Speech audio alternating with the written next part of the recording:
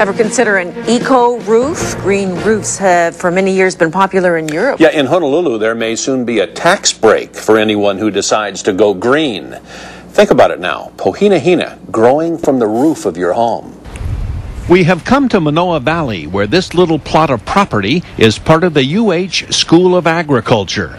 At first glance, you might think this is a native plant nursery, but no, this is the UH Green Roof Experiment. Leila Kabugos is a master's candidate in the field of botany. She is conducting an experiment that may one day lead to hundreds, if not thousands, of green roofs in Hawaii. It's been tried and tested in Europe for over 100 years, and their approach to green roofing has gotten very advanced, and we really need to catch up. Kabugos is growing out a number of native plants that'll work as green roof material, evaluating and recording their performance in changing conditions. Her weather station measures rainfall, temperature, humidity, wind speed and direction, and sunlight. Some homes could be retrofitted for heavier green roofs. Others could be built for it. Many of the flat roof buildings on the UH campus alone would make excellent platforms for green roofs. Some commercial properties are already on board.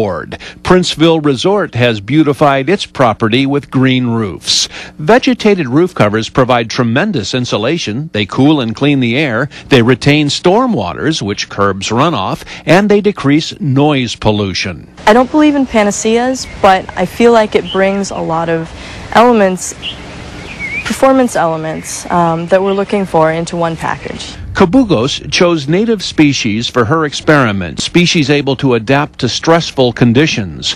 Pohinahina is good because it roots at the nodes. Aki-aki grass would appear to be a strong candidate because it expands rapidly and is very durable.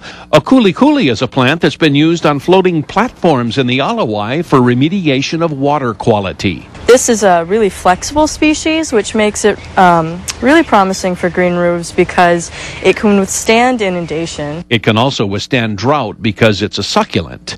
The work being done by Leila Kabugos in Manoa Valley goes beyond potential for Hawaii.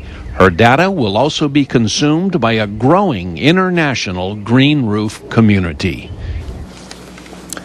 So there you are. Lots of possibilities there. Yeah, for example, Elima. That's something that it looks really beautiful, but is more susceptible to insects. So she's learning a lot about what works, what doesn't work, and I can see it. Yeah. I can definitely see the green roofs out there. And sticking to native species. That was a good thing. Absolutely, yeah.